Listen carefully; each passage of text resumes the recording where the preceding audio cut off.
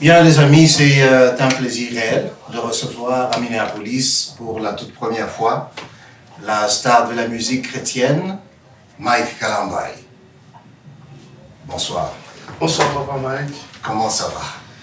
Oui, ça va très bien, Dieu fait grâce. Oui, oui, tout Kalambay, Vraiment. Kalambay, comme moi, Ah, ben, c'est un plaisir. Je pense qu'en 2015, tu venais à Bougie-Mike, en 2005, quand j'étais encore là. Ok. Et l'année qui suivait, moi, j'ai parti pour les États-Unis. Donc, voilà. C'est mon épouse et mon fils qui m'ont parlé de ton passage avec Marie-Missandre, je crois. Absolument. Oui. Et, je me rappelle avec la sœur Marie, oui. mais aussi avec le groupe Gaël. Le groupe Gaël. Justement. Oui. Mais là, à Minneapolis, tu es en tournée. Explique-nous un peu qu'est-ce qui se passe réellement. Tu prends des petites vacances et tu t'es dit, je vais faire un stop à Minneapolis pour donner un concert ou... Non, voilà, d'abord je dis grand merci au Seigneur qui permet que finalement nous puissions avoir ce moment de pouvoir nous entretenir avec tous nos frères et sœurs vivant à Minneapolis en général, mais aussi particulièrement ici à Minnesota où nous sommes. Oui. Merci énormément à vous-même pour ce moment que nous avons ensemble. Je dis merci au pasteur Ali avec toute l'équipe par laquelle nous nous retrouvons ici à Minneapolis. Donc en fait, mon arrivée ici, c'est pour... Nous sommes en mission en fait. Je séjourne aux États-Unis pour cette tournée. Ça va faire comme ça déjà près de 2 mois. Nous avons été état après état, sinon ville après ville, pour des moments de louange, des concerts, on va appeler ça comme ça. C'était des moments de célébration à l'honneur de Jésus. Nous avons d'abord une fois en Amérique, nous avions commencé avec le Canada. Nous avons été à Winnipeg pour aller jusqu'au plus loin, à Regina, où jamais personne de notre communauté n'avait été là-bas. Finalement, quand même les frères et sœurs, toutes les familles de Regina sont devenues, ils ont dit, enfin, papa, il faut penser à nous aussi. Ouais. On avait l'impression d'être vraiment abandonnés, oubliés, donc voilà. Donc nous sommes arrivés jusqu'à Regina. Après Regina, nous sommes remontés à Dallas pour Dallas Tador. Juste après Dallas Tador, nous sommes allés où même encore? Nous avons fait San Diego.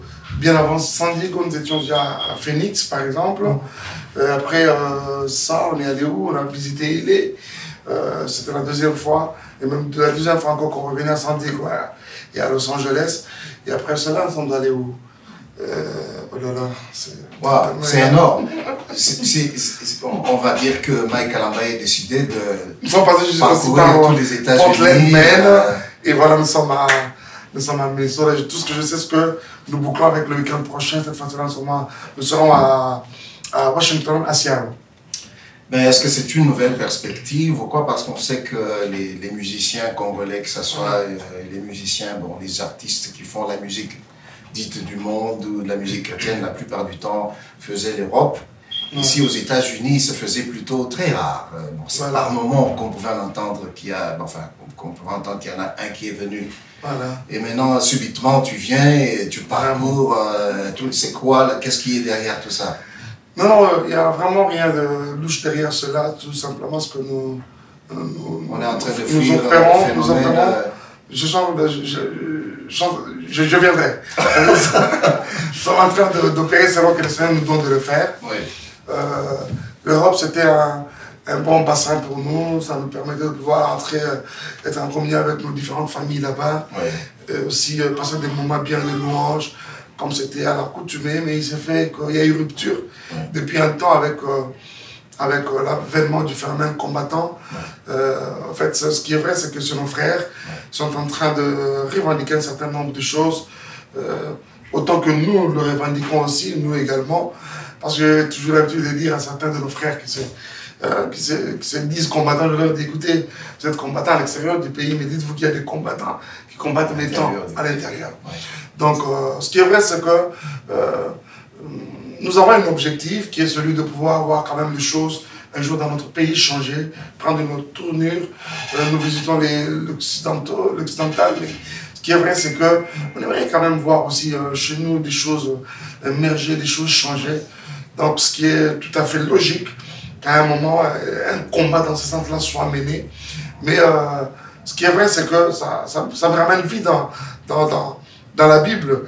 Le Seigneur pouvait dire aux disciples, quand on ne vous a pas réussi de l'autre côté, changez de ville. Oui. Donc, je comprends que de manière naturelle, c'est ce qui s'est fait. Voilà. Mais depuis sans un t'interrompre, temps, qu'est-ce qu'on reproche réellement aux musiciens dits de la musique chrétienne? Parce qu'on comprendrait bien que les autres, ils ont peut-être versé dans des sortes de propagande pour le compte du pouvoir en place. Qu'est-ce qu'on reproche réellement aux musiciens chrétiens? Ouais, il y a cela, il y a cet aspect de choses où beaucoup de artistes ont versé peut-être dans la propagande comme vous l'avez insinué, mais à part cela, c'est-à-dire pour nos frères, il faut que tous ceux qui sont leaders d'opinion ne s'inscrivent pas dans la logique de pouvoir accompagner le régime en place, parce que les régimes en place, tout ce que vous savez. Alors, il y a un peu de tout cela, mais hormis cela, c'est-à-dire qu'il y a aussi des personnes mal intentionnées qui commencent maintenant à manœuvrer aussi dans le même secteur, dit de combattants, pour pouvoir maintenant se régler des comptes ça et là. C'est vrai que c'est pas mon cas du tout, mais c'est un truc qui a été presque un peu généralisé, vous le savez.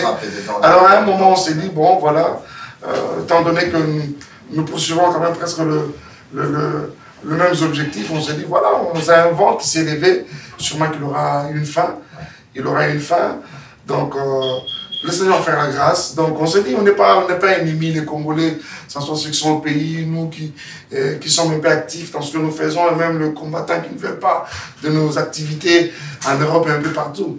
On n'est pas du tout ennemis ou encore adversaires. Je crois qu'on arrivera toujours, parce que nous avons un dénominateur commun qui est le Congo, on arrivera sûrement même au soir de tout à pouvoir parler même la nage, et ce langage-là sera Congo. Vous voyez, donc tout ira bien, je crois, par la grâce du Seigneur. Les choses vont reprendre comme d'habitude, parce qu'on s'est dit c'est un vent qui a soufflé, mais entre nous, il aura sûrement aussi. Il faut qu'il y ait une fin. Il faut bien qu'il y ait une fin. Mbaye Kalambaye, musicien chrétien, mais apparemment de plus en plus, qui porte la tunique d'évangéliste. Voilà. Est-ce que je suis correct? Non, vous êtes correct. L'évangéliste, c'est ma vocation, c'est le ministère que nous avons reçu de la part du Seigneur. Vous savez, on peut avoir un don qui fonctionne, mais en même temps, Dieu, dans sa providence, il lui plaît comme ça, quand il nous appelle au ministère. Donc, il y a cela, il a donné aux uns d'être apôtre, d'être pasteur, d'être évangéliste, docteur, etc. Mais je dirais plutôt que c'est, on dirait, un nouveau vent aussi. Du jour au lendemain, on entend des musiciens qui sont devenus pasteurs. Je me dis qu'il n'y a plus que toi. Un peu citoyen. Oui, avec plaisir. Il n'y a plus que Mbaye Kalambaye qui ne s'est fait pas appeler pasteur.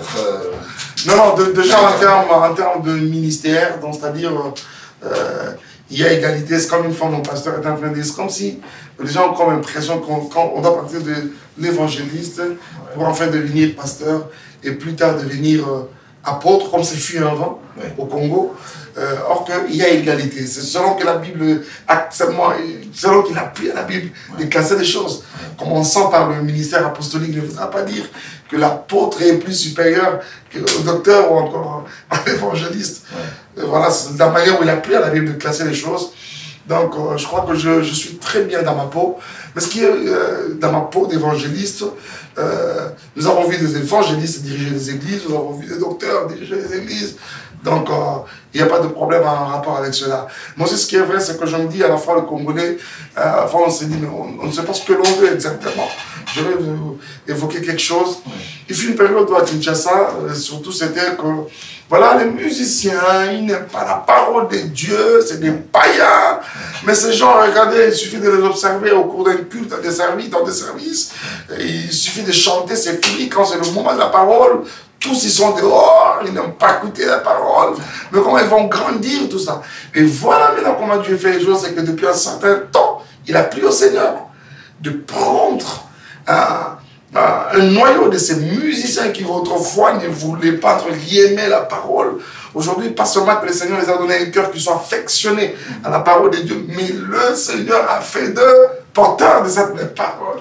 Mais comment tu mélanges les deux avec tous ces voyages? Combien de temps tu dédies réellement à l'évangélisation, si on doit dire? Est-ce que tu passes par le biais de la chanson ou bien il y a des actes, va-t-on dire, pragmatiques dans le sens de par la parole évangéliser, comme le ferait tout autre pasteur? Voilà, c'est-à-dire que déjà, moi, avant que la grâce de la chanson ne prenne l'ampleur et la dimension, la proportion qu'elle a aujourd'hui, moi, je fus un jeune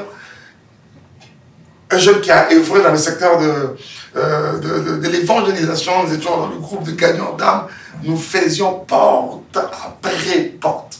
Très récemment, j'ai rencontré un frère au Canada qui me reconnaît, qui me demande « Est-ce que vous vous souvenez de moi ?» Je dis « Non, je ne me souviens pas.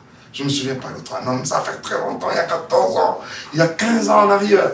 Comment ton ami, il me cite le nom, René. Je dis, oh, René, oui, il va très bien. Il est au Canada. Oh, il est au Canada. Je dis, oui, il est à Montréal. Notre frère était à Calgary. Il dit, non, je me rappelle que vous étiez encore trop jeune. Vous veniez à la maison partager la parole avec notre papa. Je dis, non. Et pour lui, et tout de suite après que vous soyez parti, puis aux hommes et la main est d'un côté. Le papa disait, mais regardez, ils sont jeunes comme vous. Vous êtes là, mangez des vous. Mais faites comment? Mais heureusement, j'ai trouvé le frère, il est ancré dans le Seigneur, aussi devenu un serviteur de Dieu. Donc voilà. Donc ça, c'est une étape, à part aussi, jusqu'à ce que la grâce de la chanson a pu prendre la proportion qu'elle a aujourd'hui. Mais à part cela, toutes les invitations que j'ai au pays, que nous avons à l'étranger, nous ne venons pas seulement dans notre casquette d'artistes, chanter, faire des concerts, mais nous venons aussi, nous sommes invités plusieurs fois, comme animer de conférences. Je suis un conférencier, nous menons de séminaires dans nos églises, voilà, et la grâce d'évangéliste est en train de fonctionner. Mais il y a également un problème, c'est que il est possible, Papa Mike, que toutes ces grâces travaillent comme ça simultanément en un corps sans qu'il y ait ambigu. Donc je me dis, je suis comme un joueur de football sur un terrain, mais qu'on demande, on pose la question de savoir avec le cœur de pied, il peut marquer un but. C'est-à-dire, là, je fonctionne selon que j'ai l'opportunité. C'est-à-dire, ce jour-là, ceux qui font la tête à gauche, je vais me marquer avec le pied gauche. Donc, on peut dire, quand j'ai l'occasion de pouvoir apporter la parole, eh bien, je le fais de manière sérieuse. Et quand il faut chanter, je le fais. Je sens que cette grâce, plutôt mon ministère est en action et je bénis Dieu pour ça. Super, super. Parlons maintenant un peu musique. Voilà. On va essayer d'aller un peu au fond. Dites-nous un peu comment ça se passe quand toi tu écris. Est-ce que tu écris? Dans quelle proportion? Est-ce que tu achètes des chansons? Comment ça se passe généralement? Très bien, merci beaucoup pour cette question. J'en ai toujours parlé. Je voudrais encore avoir une opportunité de pouvoir marteler dessus alors que nous sommes ici à Minnesota. Il y a un problème, c'est qu'il est donné, il n'est pas donné à tout le monde la grâce de pouvoir écrire une chanson, l'arranger et en même temps la chanter également, vous voyez? Ouais. Donc, sinon, on n'aurait pas toute cette répartition de fonctions, quoi. Dans le domaine de la musique, il y a ce que l'on appelle des auteurs. Mais très généralement, un auteur est toujours compositeur. Très généralement. Mais dites-vous qu'il y a aussi deux personnes. C'est pour ça que j'étais choqué. Pour la première fois, j'ai vu une chanson. Je ne vais pas citer le nom de l'artiste à la télévision. Alors, le clip fini, on dit auteur, telle personne, compositeur, telle autre personne. Ceux qui nous suivent peut-être pourront voir. J'ai vu pour une première fois, je vois auteur, je donne un exemple. Alan Zimbi, compositeur, Sek Bidez. Je dis, oh, comment ça se passe? Alors, c'est vrai que plus tard, on comprendra. Un auteur, c'est qui? C'est comme là, par exemple, Papa Mike, vous avez une inspiration, vous prenez votre stylo, vous commencez à écrire quelque chose. Tout ce que là, vous n'êtes qu'un auteur. Vous n'êtes qu'un auteur. Et chez toi, ça se passe. À supposer que, je suis en train de venir en tout cas, à supposer que sur votre papier, vous avez écrit, aujourd'hui, je reçois le frère Mike. Oui. C'est une phrase, vous avez écrit, c'est vous qui en êtes l'auteur. Oui. Mais ce n'est pas encore une chanson. Oui, c'est sûr. Mais c'est la personne qui prendra cette phrase, aujourd'hui, je reçois le frère Mike. Il donne une mélodie qui devient maintenant le compositeur. Dans ce cas-là, quand je tombe sur un manuscrit comme ça, écrit de Papa Mike, qui en est l'auteur. Aujourd'hui, je reçois le frère Mike. Et que moi, je dis, aujourd'hui, je reçois le frère Mike. Ah, là, je deviens le compositeur. Okay. Vous voyez. Et on peut se dire, voilà, on s'est dit, bon, peut-être cette chanson, pour qu'elle tienne, je crois qu'elle a besoin de la grâce, par exemple, du tempo vocal de Daniel. On fait appel au frère Daniel. Frère Daniel, venez, voilà, on a une chanson que papa Mike, Kabea a écrit, que finalement Papa Mike aussi, Kalamai, a donné la mélodie, c'est-à-dire il est l'auteur, moi je suis le compositeur. Et dans ces cas-là, quand lui il chante la chanson, il est interprète. Ainsi de suite. Cette chanson peut être arrangée par plusieurs autres personnes. Et il y a comme ça toute une répartition des choses. Pour ce qui est de mon cas, dans la plupart des cas, je suis auteur et compositeur de chansons que je chante. J'ai comme ça reçu plusieurs frères qui sont venus me voir à la maison, un peu partout, même à l'église. Quand nous sommes à Kinshasa, voilà, Papa Mike, j'ai une chanson. Président, tout ça. Donc, je me dis, peut-être que je n'ai jamais eu cette grâce de pouvoir tomber sur une bonne chanson. Ce qui est vrai, c'est que je me contente de chansons que les Seigneur nous donne, qui viennent par notre canal, mais comme pour ne pas dire que c'est des chansons qui viennent par Mike, composées par Mike, qui sont les meilleures. Non, non, pas du tout. Mais seulement je me dis, à supposer, parce qu'il y a aussi un problème, donc une faiblesse de compréhension des choses. Pour nous, les Congolais, très généralement, quand un jour, ça se dévoile, que voilà, je donne un exemple. Imaginez que un jour, un frère sort ici à Minnesota, il dit, d'ailleurs, c'est ma chanson. Et pour les Congolais, c'est-à-dire, vous voyez, quand on a une inspiration, pourquoi on se marre à Nzembo? Alors, ils savent pas qu'il est possible qu'on ait une chanson de quelqu'un d'autre, qu'elle soit interprétée par quelqu'un d'autre. J'ai toujours donné cet exemple. À supposer qu'un frère qui vient vers moi, je fais l'erreur de l'écouter. Dites-moi, c'est quoi ta chanson? Ça. Elle est un... Oh, Papa. Mais je ne me connais pas 2 minutes. C'est ah, je voudrais qu'il vienne comme ça. L'osamo, nangaï. Mais frère, ils ont combien de mots? Tous les mots, osamo, zoto, nangaya. Mais je vous dis, mais. Maintenant, tu n'as toujours pas répondu à ma question. Je n'ai jamais eu cette grâce. Dans la plupart des cas, je suis auteur-compositeur de mes chansons. Ok, la plupart. Disons. À 80%? À 90%. 18% même. 90%. D'accord.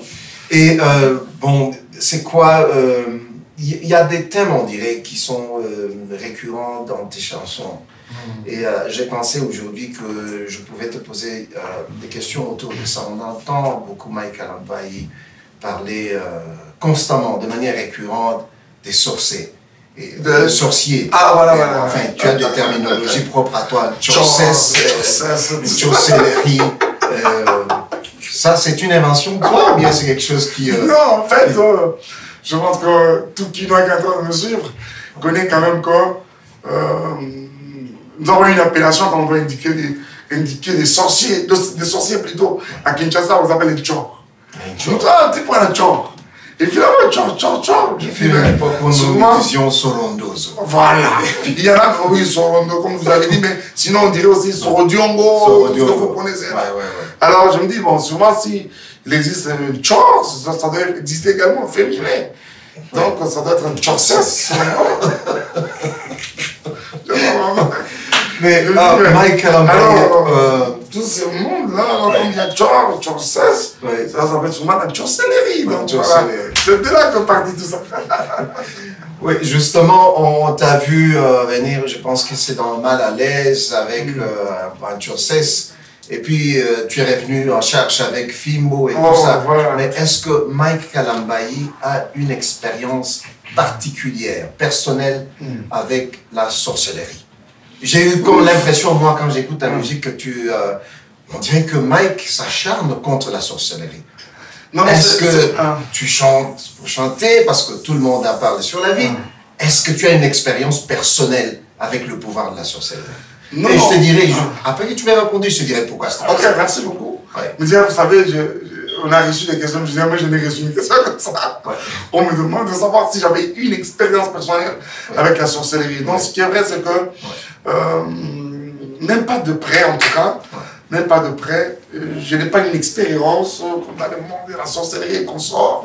Mais sinon, aussi dans le domaine nous sommes quand même dans l'œuvre de Dieu, ça va faire bien des années. Nous avons reçu comme ça plusieurs cas où les personnes viennent comme ça, comme pour confesser, des choses comme ça. J'en ai vu. J'ai reçu des cas comme ça. Je me rappelle très bien, j'étais même encore très reculé à Kinshasa et très récemment encore, nous étions en train de faire la défense d'un jeune garçon. Mais on met ça de côté. Ce qui est vrai, c'est que je suis très conscient que le monde des ténèbres existe. Le monde des ténèbres existe et que le diable, qui en est l'auteur, existe également. C'est-à-dire que nous avons justement cette mission dans la Bible par Jésus qui est venu, la Bible est claire, il donne sa mission, il dit « Je suis venu, le Fils de l'homme est venu » comme ça pour détruire les œuvres de l'ennemi, entre autres la sorcellerie. Donc, et c'est comme ça que par la grâce de Dieu, nous avons eu, le Seigneur nous a donné des chansons que nous avons orientées dans ces sens-là. Donc, mais voici ma préoccupation, c'est que, est-ce que tu ne trouves pas, et il faut que tu me dises ce que tu penses de ça, qu'on risque là de verser dans peut-être une sorte d'exagération, avec des conséquences, bien entendu, parce que il y a quelque chose que j'ai vécu personnellement dans ma famille, sauf que je partage ça avec toi, c'est que à l'avènement d'une église en Bujimaï, moi j'ai grandi en Bujimaï, je ne suis pas quinois comme toi, à l'avènement d'une certaine église en Bujimaï, j'ai vu subitement une forme de division rentrer dans la famille parce que il y a une de mes sœurs à qui on a parlé constamment de sorcellerie. C'est devenu une histoire où vous commencez à vivre en vous suspectant les uns les autres. Ok, je vois. Tu vois, où vous commencez à vivre en vous suspectant les uns les autres. Et ma peur est toujours que, et si je le dis par rapport à toi, c'est parce que Mike, tu as acquis une certaine notoriété sur le plan national et même international. Et donc, ce qui vient de toi pourrait avoir une influence directe sur l'opinion des gens et influencer même le comportement sur le plan quotidien. Et donc, quand on verse dans ces accusations continuelles et récurrentes, est-ce qu'on n'est pas là en train de promouvoir une certaine déstabilisation de la famille? Absolument, Papa Mike. Cellule de base de notre société, parce que là, comme je le disais tout à l'heure, on commence à se suspecter.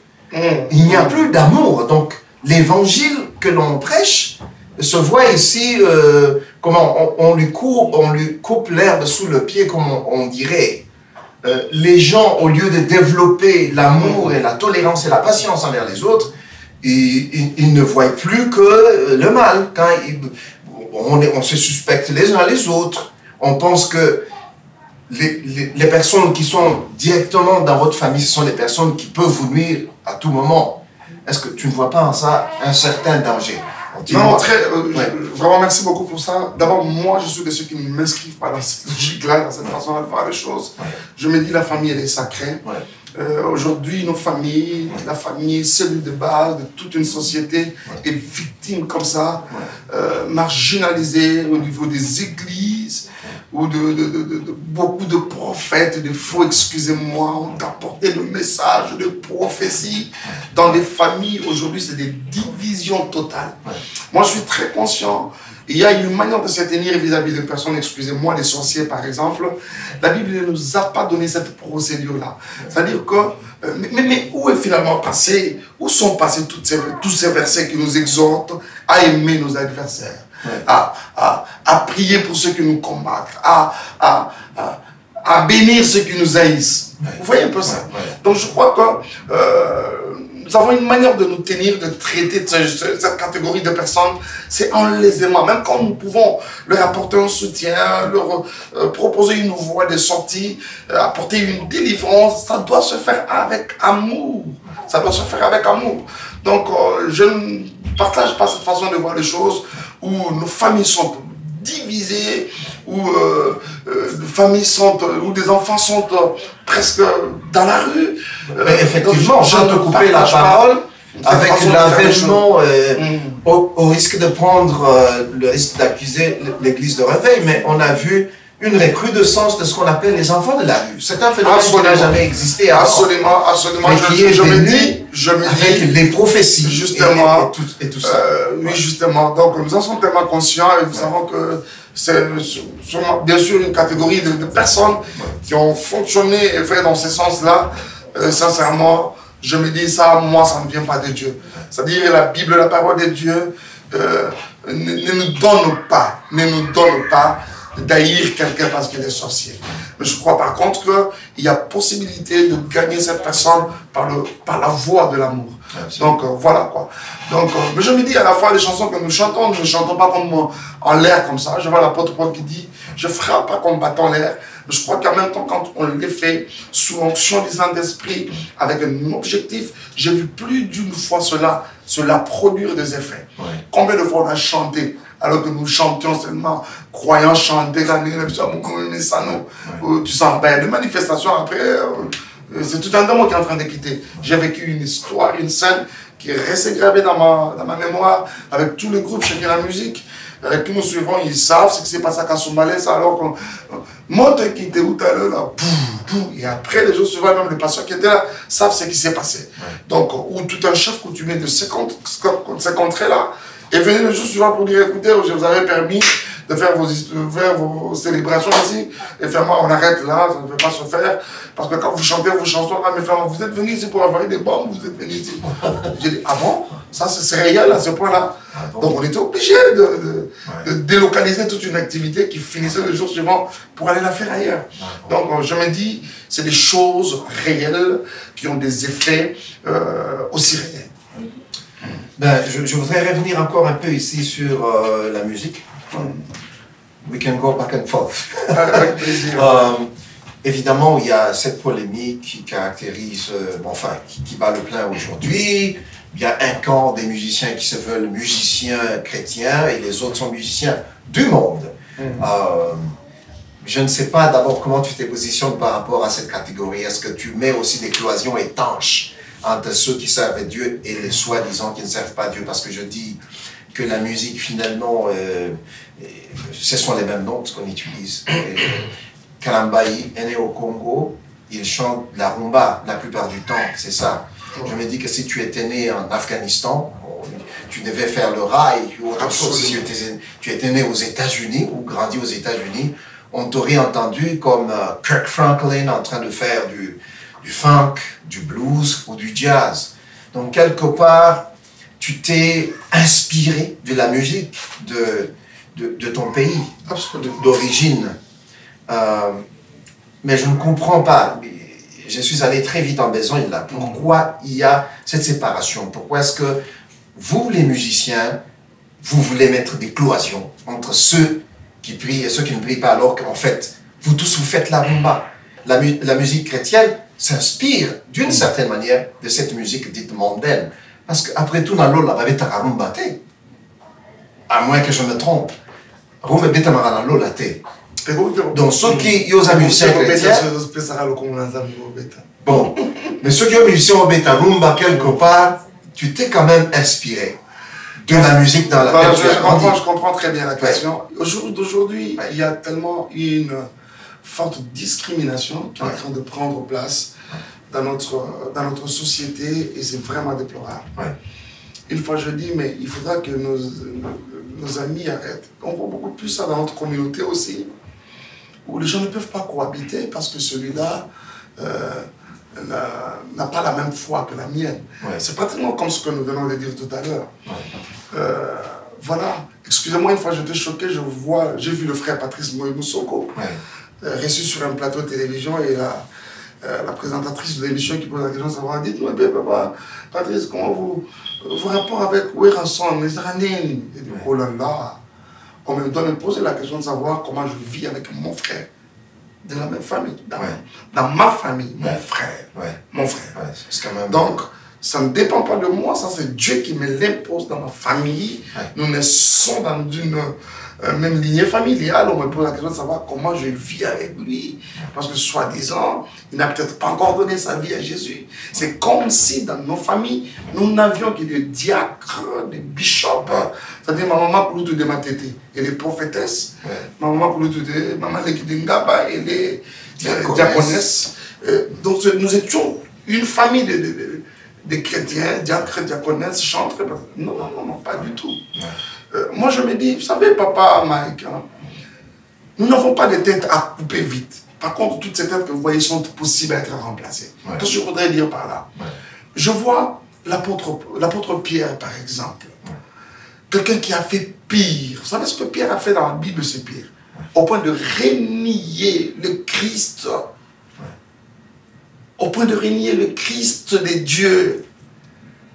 Vous savez, moi je me dis, il était pire qu'un infidèle, ouais. L'apôtre Pierre. Mais ça n'a pas suffi pour que le Christ le radie même de la liste des apôtres. Vous voyez, ouais. Le Seigneur lui a donné encore une chance. Et puis ça lui dit, mais écoute, Pierre, le diable t'a réclamé toute cette nuit, j'ai intercédé, j'ai prié pour toi.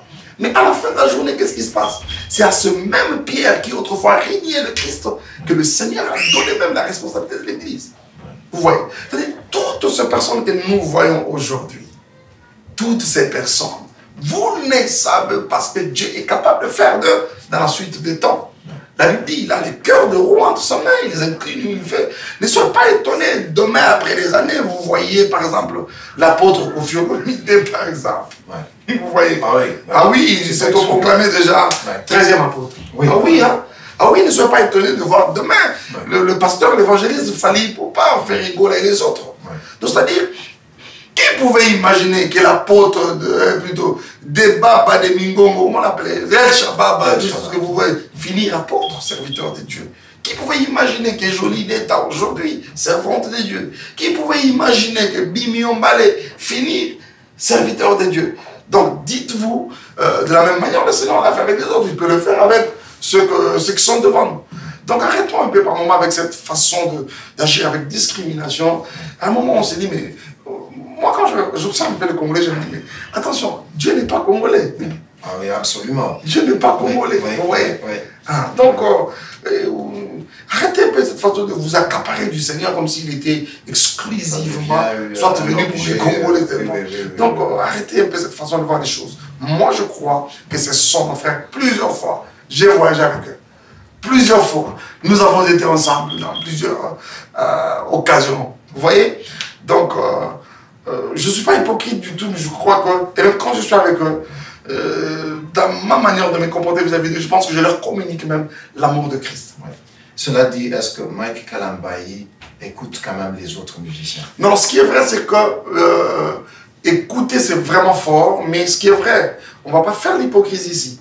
La musique de Fally, la musique de qui que ce soit, de Kofi Olomide, de tout le monde. Cette musique-là, nous l'avons à la longueur de journée à Kinshasa, sur les différentes chaînes de télé. Kinshasa est inondé de bars, de patati patata. C'est-à-dire qu'il suffit d'écouter. Ça, je vous dis, ça c'est elle. Ça c'est elle. Et ainsi de suite. Mais prendre le temps à écouter comme vous, s'inspirer de ça, je vais vraiment fort vous mentir, je ne le fais pas. D'abord, tout va aussi avec l'éducation. Nous avons grandi dans des familles où on n'a pas été tellement exposé à cette catégorie, à ce genre de musique. Hein, vous voyez. Mais sinon, je me dis, je n'ai pas besoin seulement de les écouter pour les aimer, vous voyez. Mais je me dis que c'est des personnes à part entière, des créatures de Dieu qui, au moment opportun, au temps de Dieu, le Seigneur peut faire d'eux ce que nous ne pouvons pas imaginer. Ben juste pour te taquiner, dans le dernier album, ça doit être Kumama que tu as sorti. Quand je venais de l'acheter, il y a une chanson qui m'a beaucoup rappelé des tunes de Fally. Ah bon? Est-ce que ce pourrait être juste une coïncidence? Je ne sais pas exactement quoi exactement.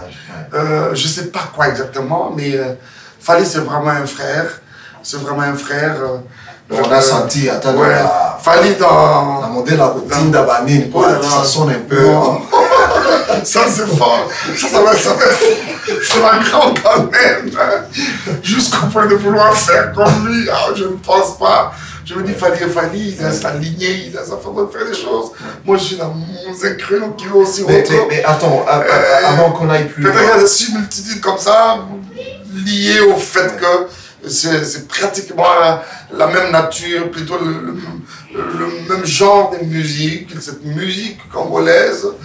Donc, mais voilà, attends, tu écris comme tu as dit. Moi, je l'avais dit, il m'a dit, mais Kokamote, parce que dans ses anciennes chansons, il aurait chanté de nos morceaux. Un jour. Justement, il voulait me sortir aussi un morceau. Mon épouse me disait, mais tiens, Maintenant, c'est Fally qui rentre en du religieux. C'est le tout dernier qui est sorti il y a 2, 3, 4 jours. Voilà. Ben, je ne connais même pas le titre, malheureusement. Mais cela dit, comme tu disais tout à l'heure, tu écris la plupart des chansons seules. Oui. Mais côté, disons, instrumentation, est-ce que tu prends des décisions dessus ou tu laisses des décisions plutôt à ton producteur, ton arrangeur, si tu veux? Non, pas, le producteur n'a vraiment pas jusque-là. Disons, j'ai employé le terme producteur un peu dans le sens anglophone, mais aussi c'est lui qui compose. Dans la manière, notre façon de fonctionner, est-ce qu'au-delà de tout, c'est vrai qu'on voit l'artiste Mike Kalambay, mais nous avons tout un groupe chez Kina Music qui fonctionne. Et la musique, c'est un jeu tellement collectif que ça a besoin des idées qui viennent. Il faut le voir travailler pour comprendre cela. Donc, à un moment, ce qui fait que même au sein de Kina Music, on n'a pas quelqu'un où on dit celui-là, c'est le maestro, lui, c'est le chargé de. On appelle comment? Directeur artistique du groupe. Non, non, non, on n'a vraiment pas ça. Parce que je vous dis, tous mes frères là sont tellement bourrés de talents que quand on s'attache sur un morceau qui vient, qui n'a peut-être pas encore beaucoup d'efforts, mais revenez un jour après, revenez quelques heures après. Donc c'est une métamorphose totale. Donc oui, celui qui a la batterie propose des histoires, celui qui a la guitare propose, et on discute des idées, on choque d'idées, finalement il y a eu une lumière, où on a fait la journée quelque chose de solide, arrêté de manière... mais est-ce que Mike Kalambay pense finalement c'est tailler un chemin propre à lui, je veux dire, c'est-à-dire se manifester dans un style propre à toi-même, qui soit un peu différent de tout le monde, vraiment un style à toi? Oui, est-ce que tu as deux morceaux que tu penses reflètent Mike Kalambay? Ah oui, ça ne peut pas manquer, ça ne peut pas manquer. Qu'est-ce qui fait d'ailleurs que, vous savez, en chaque artiste, il y a cela, quoi. Il y a cette particularité. Ça peut être lié à son tempo vocal, ça peut être lié à sa musique. Parce qu'on doit se dire que cette musique, elle est congolaise, comme on l'a dit. Regardez tout à l'heure, vous avez dit, j'ai retrouvé quelque chose qui serait comme l'autre. Vous voyez, c'est-à-dire l'autre là, c'est déjà frayer tout un créneau à lui-même. C'est-à-dire quoi que la musique congolaise, mais il a une particularité à lui dans cette musique congolaise. C'est-à-dire qu'il y a toujours... Qu'est-ce qui fait que vous pouvez comme ça écouter? Je pense qu'il sera de même que vous... Plusieurs fois, j'ai vu ça. Un frère est en train de chanter, il fait du Mike Kalambay. Vous voyez? Regarde celui-là, il fait du Franck Moulaja. Je pense que chacun a une particularité dans ce que nous sommes en train de faire et qui nous distingue de l'autre. Absolument.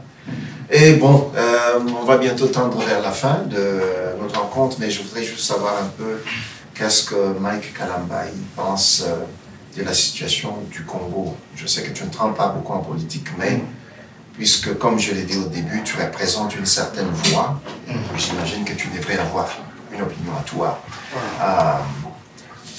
Question sous-jacente à ça, je veux dire, le Congo se veut être un pays où l'on prie immensément. Ça va faire plusieurs années que je suis parti du Congo, je ne suis pas rentré, mais je sais qu'à l'époque déjà, il y avait comme presque sur toutes les avenues au moins une église. Nous sommes l'un des pays en Afrique qui prions beaucoup. Et pourtant, nous sommes au bas de l'échelle. On aura bientôt connu tout un siècle, si je ne m'abuse, de beaucoup de souffrances. Et rien ne présage un quelconque changement dans le sens positif. On dirait que les choses vont de mal en pire. Les Congolais meurent comme de moustiques parce qu'il y a des puissances qui en veulent à nos ressources naturelles, etc. Et pourtant, nous prions beaucoup. Qu'est-ce qui se passe? Pourquoi un peuple qui prie tant se voit foulé aux pieds pendant 100 ans? Ça doit prendre combien de temps pour que Dieu écoute les cris de ce peuple-là? Qu'est-ce que toi tu dis? Non, déjà ça me ramène dans la parole de Dieu. Je vois le peuple d'Israël qui, comme ça, a bravé aussi des siècles, plutôt des années, pour atteindre Canaan. Je crois que c'est dans la logique aussi de faire du Seigneur, et qui peut vous soumettre comme ça à une voie apparemment douloureuse, mais pour finalement faire éclater sa gloire en dernière minute. Papa Mike, je ne crois pas que Dieu a abandonné le Congo. Le Congo, c'est tellement une nation bénie du Seigneur, une nation chérie même de Dieu. Toutes ces prières qui ont été faites sur le Congo, ne vous dites pas que ce sont des prières qui ont avorté ou qui n'ont pas atteint leur objectif. Mais ce qui est vrai, c'est que tout se fait aussi au temps de Dieu, selon le temps et les perspectives du Seigneur lui-même. Je suis tellement confiant au Seigneur que je vois le Congo émerger, je vois l'avenir du Congo toujours radieux. Tout ce que nous voyons, c'est vrai que c'est un temps qui peut-être par la grâce du Seigneur peut bientôt passer. Mais est-ce que tu ne crains pas, Mike, que le peuple congolais risque d'être en train de, comme on dit, comme les Français disent, en train de se répéter des chimères? Ça veut dire se laisser aller à trop de rêves finalement. Parce que tu faisais tout à l'heure allusion au peuple juif. Mais regarde, le peuple juif, comment il s'est comporté. C'est un peuple qui prie, mais ils vont sur le champ de bataille. Ils n'ont jamais attendu de s'enfermer dans des synagogues, comme on fait chez nous, où l'on prie à des journées entières. On veille, des mamans qui abandonnent les foyers, qui passent là en pleurant jour et nuit. Eux, ils vont sur les champs de bataille. Ils l'ont fait. Dans l'Ancien Testament, ils le font encore aujourd'hui. Ils sont parmi les gens qui détiennent les armes les plus sophistiquées. Vous les taquinez, ils vous rentrent dedans et c'est sans pitié. Voilà, mais chez nous, c'est comme si on se disait qu'il faut plutôt aller passer le temps à l'église pour que Dieu lui fasse des miracles, pour que Dieu aille sur le champ de bataille. Ouais, c'est-à-dire c'est bien, même mettant de côté le peuple juif, il y a beaucoup de personnes, beaucoup de Congolais qui aimeraient peut-être comparer le Congo à plusieurs autres pays, nations, tout ça. Je me dis, nous n'avons pas, nous ne sommes pas dans le même contexte, nous n'avons pas de mêmes conditions. Le Congo attire tellement le regard de tout le monde que par moments, on se dit, il y a de quoi que nous soyons toujours tout un peu tourmentés comme ça. Mais je crois que tout ce que nous voyons aura un jour une fin. C'est-à-dire, ne croyez pas que le Congolais d'aujourd'hui, sur son laurier, calmement, alors que... Non, pas du tout. Plusieurs fois, nous avons vu la population faire pression sur rappelez-vous, quand c'était le cas de revoir la loi électorale et consorts, 19, 20, 21, quelque chose comme ça. Ça n'a pas été du tout facile. Il y a quelques années en arrière, on ne parlait pas des combattants du tout. Mais aujourd'hui, c'est un phénomène qui est debout, mais alors, toute la diaspora, les frères congolais sont debout, revendiquant leurs droits. Donc, c'est un début quand même du processus. Je crois que le Seigneur fera grâce. Le Congo finira meilleur, ne vous en faites pas. J'étais en train de dire que toutes les prières qui ont été faites et dites sur le Congo, croyez-moi, elles n'ont pas avorté. Papa Mike, vous savez, il y a eu des projets comme ça que je peux appeler maléfiques sur ce Congo-là, mais qui n'ont jamais tenu. Vous croyez que ça ne tient pas? Entre autres, un plus méchant projet comme celui de balkaniser le Congo. Pourquoi ça n'arrive toujours pas? Pourquoi ça n'arrive toujours? Dites-vous que le Seigneur a cette nation-là dans sa main. Tout ce que nous voyons, c'est quelques manigances du diable. Et dans pas longtemps, je crois que la lumière se lèvera sur le Congo. Carambin. Je chante aussi et je voudrais que tu me donnes un secret. Comment tu chantes ta voix? Oh là là, ce qui est vrai, c'est que je n'ai pas un traitement particulier sur ma voix. Ce n'est que récemment que je comprenais qu'il y a certains trucs peut-être qui ne sont pas conseillés, c'est-à-dire où je me rends compte que qu'est-ce qui se passe depuis quelques jours, j'ai un problème avec ma voix, qu'est-ce qu'il y a? Je regarde, qu'est-ce que j'ai mangé, qu'est-ce que je fais? Et je me suis rendu jusqu'à compte qu'il y a juste là 2 petits trucs qui ne marchent pas avec ma voix, mais sinon je n'ai pas un traitement particulier, c'est tellement naturel, je le fais tellement de manière naturelle que je n'en souffre pas tellement trop. Ouais. J'ai quand même aussi eu suffisamment de temps dans ma jeunesse de grandir dans la chanson. J'ai compris beaucoup de choses liées à la voix, aux cordes vocales, à la technique vocale et tout ça. Quand je me dis, l'MP a guéri, ce qui fait que la voix peut être un peu malade aujourd'hui, pas en forme aujourd'hui. Une journée suffit. Voilà, je me remets quoi. Je peux ne peut-être pas être en forme en parlant, mais quand je me mets à chanter, je suis quelqu'un d'autre. Donc il y a un peu de tout ça. Oh là là. Et mais sinon, je n'ai vraiment pas un traitement particulier pour ma voix. Ouais, doit-on penser que... Je ne vais pas mentir aux téléspectateurs que je suis venu en disant écoutez, le matin, je suis debout, après ça, je prends 2 litres d'eau, après je prends... Non. Je n'ai pas de traitement particulier, sincèrement. Okay. Est-ce que Kalamba est en train de tendre vers une extension du groupe Shekinah aux États-Unis avec toute cette tournée? Je sais que Madame Peniel est originaire d'ici. Non, elle n'est pas originaire d'ici. Ma femme est originaire des Congolais. Enfin, disons, elle a grandi ici. Ah, voilà. Mais bon. Mais est-ce que tu es en train de tendre vers avoir un groupe justement, c'est des choses qui montent comme ça à nous chaque fois. Sinon, si on n'y pense pas, on va brader cette musique. Ouais. On va la brader dans le sens où, par moment, on est obligé de la présenter, pas de la plus belle de manière, par le fait peut-être que on ne compose pas bien. Je disais tout à l'heure que la musique était un jeu collectif, quoi.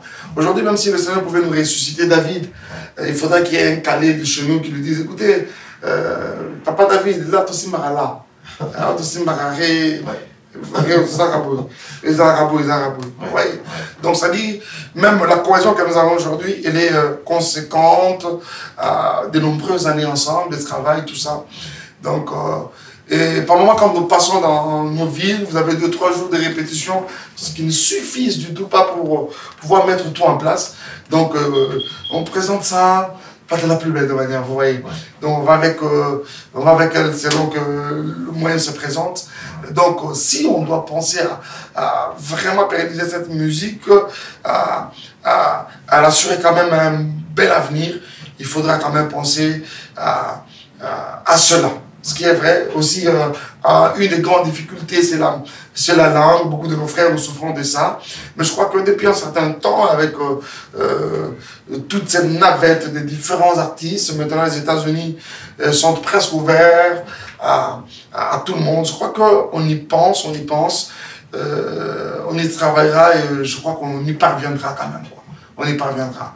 On ne doit pas se comparer à des Nigériens et les autres qui déjà à la base parlent l'anglais. Et la plupart de nos artistes, quand ils viennent, c'est ça c'est la chose qui constitue une des grandes barrières. Vous voyez. Donc, ça prend de maîtriser la langue, ça prend d'être vraiment là, comprendre les systèmes, comment ils fonctionnent. Ça prend. Mais je crois que de plus en plus, nous en sommes conscients. Ça constitue déjà une issue de sortie. Je dois te remercier d'avoir pris le temps d'échanger avec nous et non, je te souhaite toutes les bonnes choses et bon séjour chez nous et beaucoup de succès au concert de demain. Voilà. Et on espère se retrouver à très bientôt. Merci beaucoup. Je voudrais profiter de l'occasion pour vous dire merci, Papa Mike. J'ai béni le Seigneur pour l'état d'esprit que j'ai rencontré en son serviteur, le pasteur Eli, qui ne voit pas seulement l'église où il est pasteur, mais qui fait les choses de manière à bénir toute la communauté, bénir tout le peuple de Dieu. Bamukili balingi bayeba wapi Nzambe na ngai. Nzambe na ngai oyo avandaka na lola akabula bibale na biteni mibale akitisa moto talola baprofeta balbasamba akanga minoko bankosi ye moto aminei na moto Yesu abengali wapongi akufa pe asekwa soki okiti te defete kotina kaya basantu soki osali te matanga ekotina ngambo na ngai tala na mwana nakomi na suka liboso mai ya monana nsima na nga mampinga ya falo papa moyoki losambo yo tozongi na yo otikala jamai koyokisa soni bayeba talelaka Belela Zamboyo, Belela Zamboyo, Belela Zamboyo, Belela Zamboyo, Abenga ya Zoyoka, Abenga ya Zananu, Abenga ya Zananu, Ye moyo kilo sambo, moyo kilo sambo, Azali fidele, Azali fidele, Papa Fongola Kalola Nokisa tambula Okozilongolanga soni Oyembisanga nzembo ya sika Yembisanga nzembo Oh, quel bon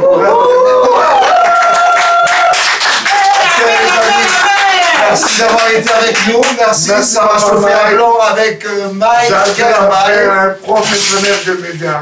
Chapeau à vous. Merci Mike. Et, beaucoup de succès. On va de l'avant. On donne toujours très fort. Amen. Merci. Beaucoup de succès. Merci. Merci.